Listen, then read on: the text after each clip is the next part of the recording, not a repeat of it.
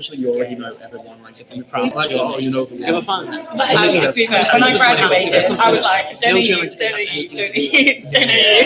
No, but what yeah, that's, I know, it's like, it's a little bit sad. Yeah, you don't need one to of the reasons why the refugee camps celebrate over there. You know why? Merkel was like, let's bring everyone here. Yeah. What I mean is like, because if Germany would have said no, everyone would be like, oh yeah. Absolutely.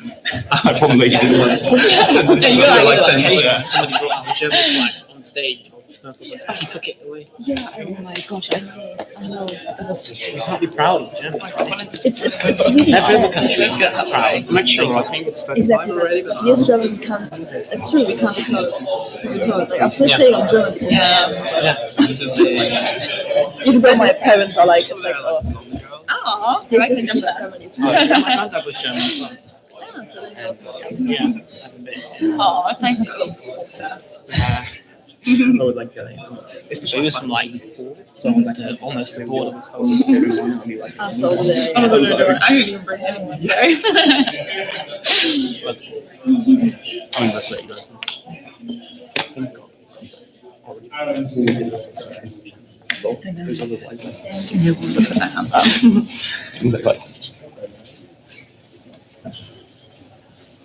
you guys everyone just. What's the total for how long? Aaron, can you hear me? Yeah,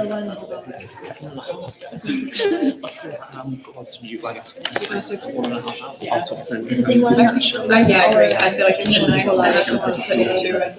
And then 15 minutes. I'm just going to them guys. Don't tune me up as mission.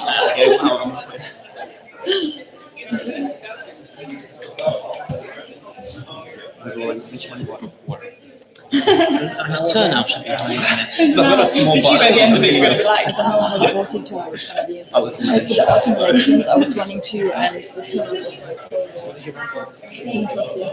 I didn't really Why? I don't know, it's not that difficult to just press them. exactly. That's for example, I mean, I've done the same with these elections. but no, It seems like you guys checking the emails. I mean, maybe I feel like it's good for me. It's Pushing me out of my comfort zone. like, Like, seriously, Kim. Maybe because you're serious about something that's serious. Yeah, same, especially people like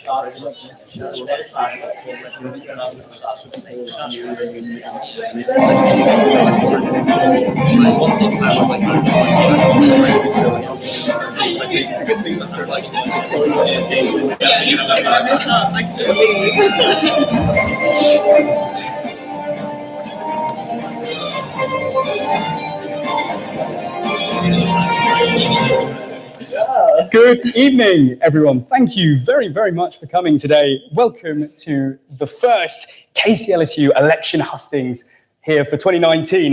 Tonight, we will be questioning your presidential candidates on the student issues that matter most. So I hope you all have a few questions running up your sleeve. The purpose of this event is to bridge the gap between the union and the students that it serves in an attempt to improve the appalling voter turnout that the KCLSU has seen in recent years. Too many students remain disengaged with the services that this student union provides, and this event is hopefully about making a step towards improving that. For all of your information, this event is being broadcasted live on KCL Radio, as well as on YouTube and on Facebook via the KCL Radio, KingsTV, and Raw News web pages. And this is all in an attempt to reach as many students as possible and to encourage as much engagement as possible with the important issues that we are here to discuss today. So just a brief outliner on the structure and the line out of the event. There are 5 key questions talking about 5 key issues that we're going to be discussing today, with a Q&A after each question for audience participation. And finally, there'll be a Q&A at the end so that we can talk about any of the other issues that we will have no doubt missed. I also want to say very briefly that some of the candidates, 2 of them in fact, are not able to be here today. But if you are interested in reading their manifestos, please visit the KCLSU website, where you can read them in all of their glory. But for the moment, this is not to take away from the fantastic array of faces that we have here in front of you. And we're going to start with some opening statements, 30 seconds from each of you, if you wouldn't mind. And we'll start with you, Claudia. Oh, I knew you would. So thank you very much for having me, KCL TV and Raw News. My name's Claudia Watts, and I guess why would I make a good presidential candidate? So I straddle both KCL and GKT. And I think I'd provide a really unique insight. And yeah, I just want to make sure everyone has a great university experience. And I mean, that's what it's all about, really, isn't it? Yeah. Fantastic. Antoine. Hello, I'm Antoine Maurice. I'm a student. I'm from France, but I grew up in Belgium, Italy, and Australia too. And I'm standing for president because I've been already engaged in my students community. I've been whole leader for GDSA last year and NUS LGBT plus delegate last year and this year again. And I just think that it's important to engage yourself and to take positions and be a full student, not only listening in lectures, but also being in part of the student community. Fantastic. Thank you. Shazwat. Good evening. My name is Shashwat Jain. I'm one of the presidential candidates, and I think how I differentiate myself is the fact that I'm just an ordinary student. I have started from being an individual with no friends to being the president of one of the largest societies at KCL.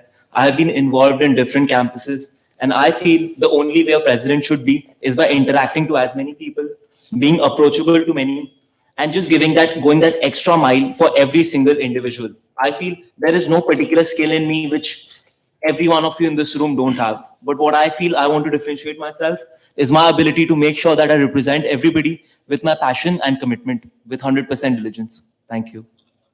Danny. Yes, so hello, my name is Danny, second year international relations student. Honestly, I'd just start by saying that something that you'll hear a lot today is the word reform. We need to reform the student union. We may need to reform the safe space policy. We may need to reform mental health policy. But I'm here today to offer an alternative, and that's to transform the student union. It needs a completely different outlook. For far too long, it's been completely disconnected from the people it claims to represent, bureaucratic, unresponsive, and out of touch. As Will's indicated, let's take today as an example. The incumbent for Vice President for Education couldn't even take the time to come here and defend his record today. So I'd just like to say the time's up for those trying to curtail freedom of speech in this university. The time's up for those who are citing meaningless platitudes of liberation and protection. And the time is to take leadership and leadership with pragmatism forward. Thank you. And last but not least, Carrie. Yeah, hi, I'm Carrie. I'm doing an MSc in neuroimaging, so I'm based at the IOPPN at Denmark Hill, I know, the Forgotten Campus. However, it's like my second year at King's. I did a previous master's too, so this is maybe why some of you might know me. So why I'm running for president is because I have previous experience as president at my old university, and I think it's most important to listen to what you guys want, to take your ideas into consideration, to take your concerns serious, and to change the way how you want the student union to be. Fantastic. Thank you all very, very much. We will move on now to our first question, and that comes from Rachel Brooker, who is a committee member here at Think Mental, and it's about...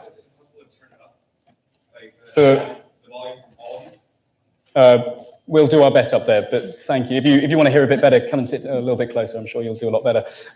We'll have our first question from Rachel Brooker. Thank you. Hello. So many students at King's have highlighted the issue of interminable waiting lists to access mental health services. So my question to all of you is, with more students facing these issues, how do you propose that these be addressed? Right. Mental health is a huge problem here at this university. Many people think that it is not treated with the sort of respect that it should. Antoine, I'm going to come to you first. You're nodding away. You talk about ensuring better welfare support, especially by investing in mental health and counselling. Now, one of the issues I have here is how? What sort of practical implementation are you going to employ? It's all well and good saying that you want to improve things, you want to invest. What is it going to mean practically? I think that the worst with the mental health support is the waiting time, especially if you are in an emergency, mentally speaking or emotionally speaking. And I also think that the problem is accessibility. So you can't fund it because it's funded by KCL, but I think that KCLSU could fund their own, that will work with the KCL one, but will fund their own counselors and advisors. And especially, I think also that we should found one for Chinese students because it's the largest community in Kings, foreign communities in Kings. And for counseling and mental health, it's always better to have it in your own language, especially when it's as different as English and Chinese. So what is it precisely that you're proposing? To make KCLSU hire counselors that will work with the KCL's one, including one will be Chinese speaking or Chinese national. Right, and you're confident that you can have the money to invest in that sort of Yes, by personnel. cutting, so I will cut on many things, especially cutting the money we spend on campaignings outside, so political campaigning outside of KCL. I will cut on that, and I will also cut on part-time jobs that I use for only, not for things that are everyday life, like food and things like that. Fantastic. Shazwa, in your manifesto, you say that my fight is to bring more counsellors, reduce the waiting times for students, and make mental health services more accessible. So you clearly are of a similar attitude as to Antoine. Do you think that his solutions are practical enough? I think that's where the role comes in. His solutions, in my opinion, are certainly practical, although this requires a lot of unity and the fact that all the student officers need to work on this together. The role of the student union is to basically become the bridge between the students and the student union. So when we are in this position representing students, it is our responsibility then that when an international student pays 20,000 and a domestic student pays 10,000 pounds of their annual fee of studying in this university, we can have counselors and we can have those services provided to students. Surveys point out that 1 in every 3 people have some sort of mental health problem. Like even say, for instance, if I'm feeling lonely, even that comes under mental health.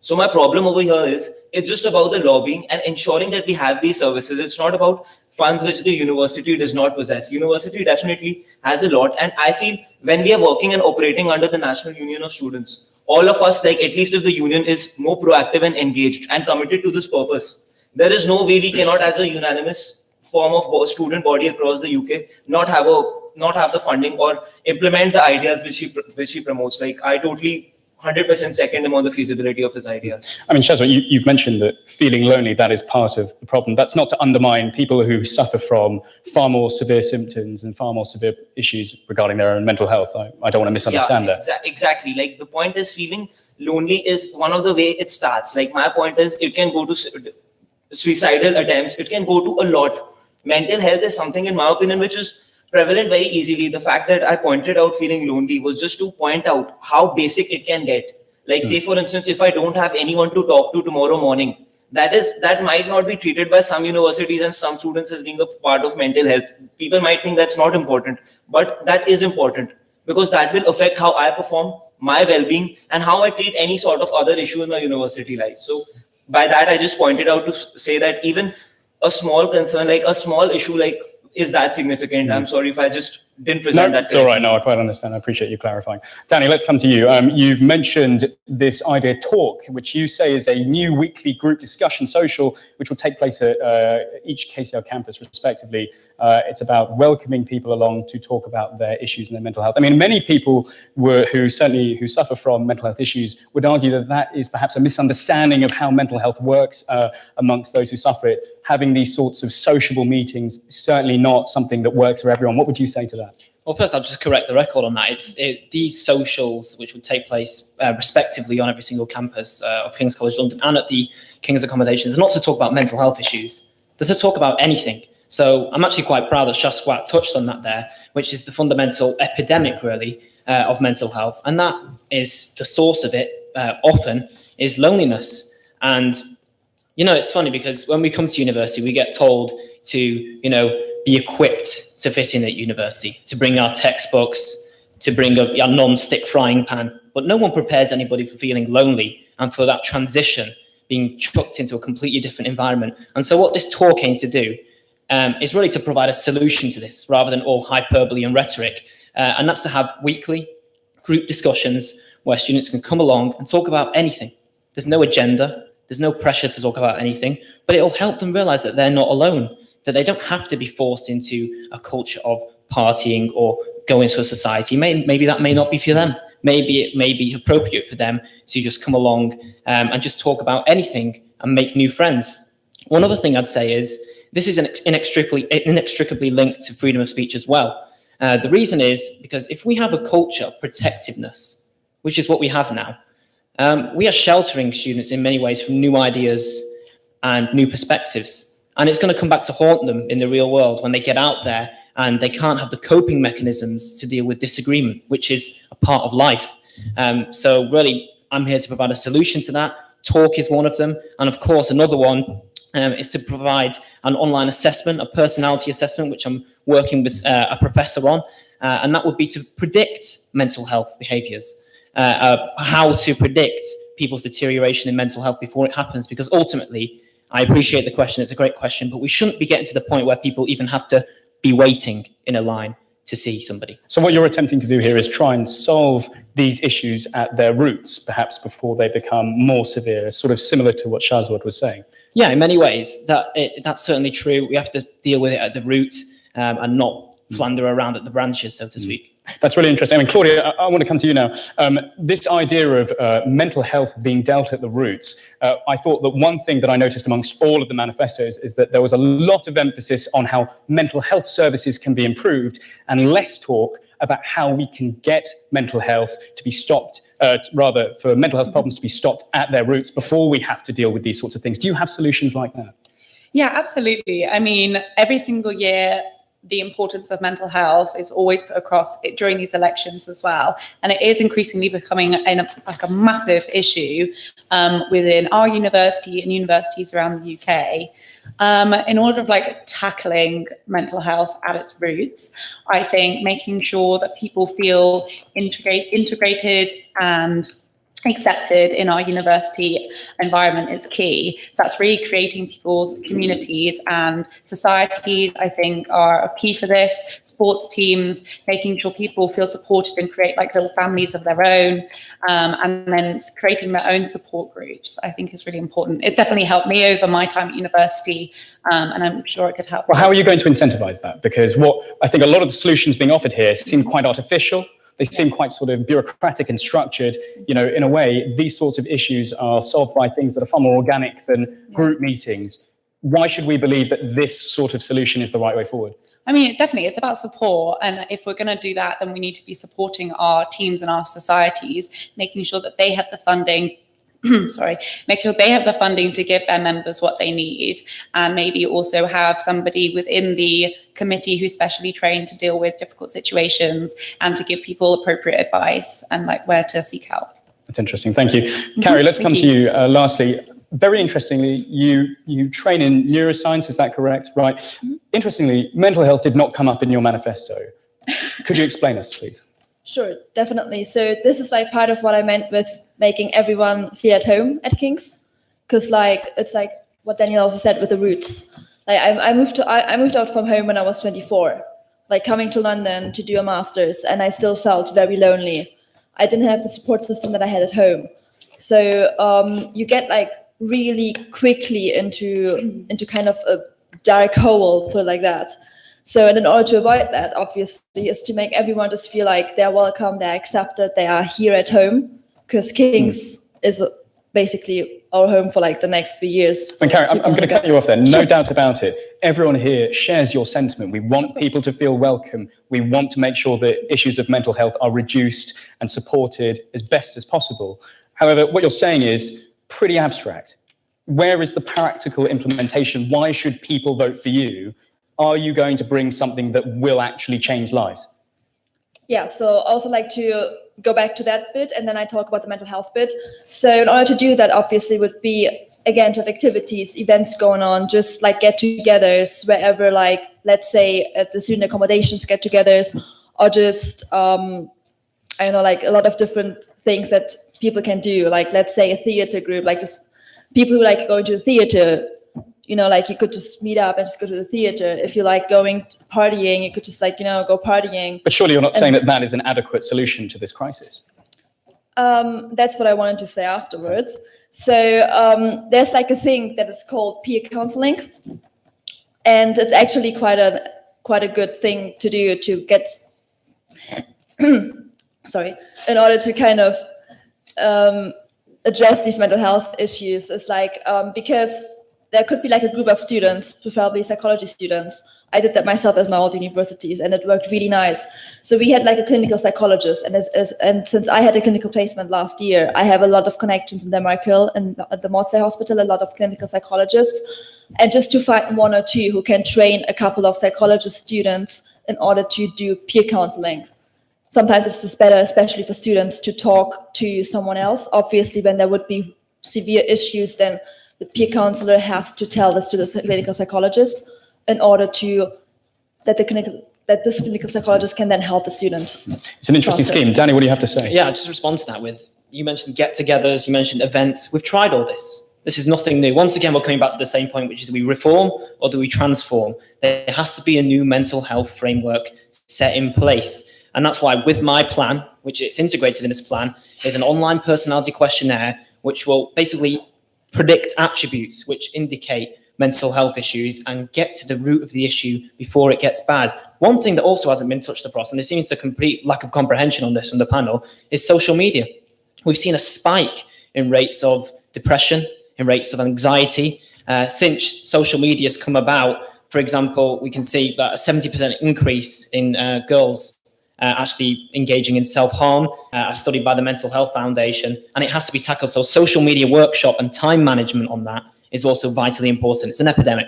Shazwat, final word from you before we go to our Q&A. Yeah, like expanding on what they said, I totally agree with their points. And I think one more important aspect which we need to add to this is ensuring that students are aware about the confidentiality behind this. Because I feel as an individual, if I come from a background wherein mental health services are not very well developed as of now, I will be scared of sharing my problems if I'm not 100% confident that they are completely confidential.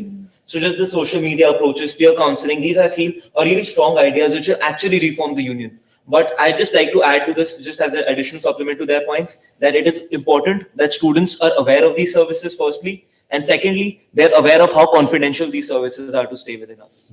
Certainly poor publicity at the SU is a big issue. We're going to now go to the room here. Anybody have any questions about mental health? Yes. Rachel, sorry. I really enjoyed all of your discussions. The main problem I have is how you, and this is what Will mentions, is that you fail to talk about the harsher mental health problems which students suffer from, such as schizophrenia, post-traumatic stress disorder. There are students with pre-existing conditions here, and I would like to know what you are going to do to provide for those sorts of people, because depression is a very, very influential in universities. It's probably seen as the most common mental health problem, but I would like to know what you're possibly going to do to try and help students with existing conditions which can be conceived as the worst ones in society, and which people don't really like to talk about. Right, we're going to have to keep it very brief. Any volunteers? Yeah, sorry. Yeah, I think all this should, I mean, I'm not specialist of all different, because I'm not studying psychology or anything, but I think that what we need is that making it accessible to discuss with professionals that are specialists of these problems, and to make feel to everyone that it's okay to talk about it. And I think that's the real thing, because to be honest, as president, it will be a lie to say that we're going to solve every schizophrenia problem or every problem and confidence that someone has, you know. But I think that what we can do is make it more accessible. Finally, Shazwat. I think one more thing which we could add to this is, like, when we are talking about the basic problems, it's about the awareness. But like you said, this important point, this comes up with a situation in which KCLSU as a particular organization should work more with NUS to develop a national framework on this. And I believe no president would be able to do it in 1 year. But it is very important that you pointed out that we have a strong framework with which we are coordinating with other universities to tackle such problems in a program which is more affiliated with NHS or something of a higher level. Because just at King's, I totally understand your point. It is not feasible, but it is very crucial that such problems are taken care of, despite them not being very commonly spoken of. Briefly, one last question. Yes. So my question Oh, can we get a microphone, please? Helen.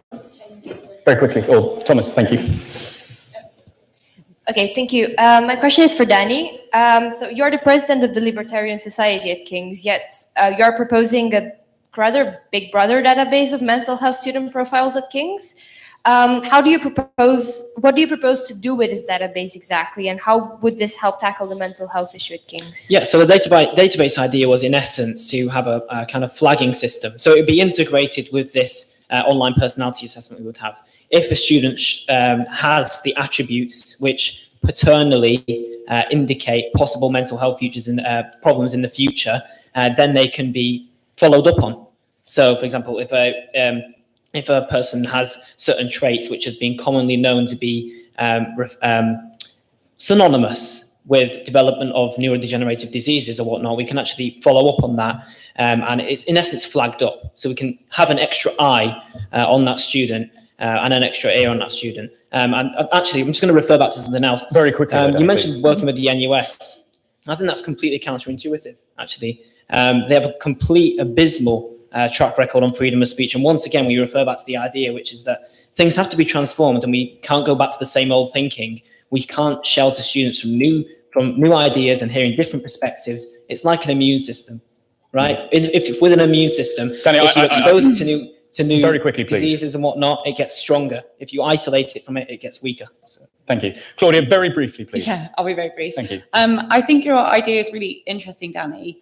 But I don't know. I mean, I certainly wouldn't feel comfortable having such personal information on this questionnaire database. Like, I love a BuzzFeed quiz as much as the next person, but I don't know if that's the kind of like appropriate method to go about it. It's optional. It's optional. So it would be completely with the consent, just as you don't read the terms and conditions, for example, when you download a new app. Thank you. Okay, Yeah, but I'm afraid we're going to when have to stop there. There is nodding in agreement and nodding in disapproval, but we have to move on to our next question. And that comes from Madhav Setia, the founder of the KCL Indo-Pac Development Forum and the current chief advisor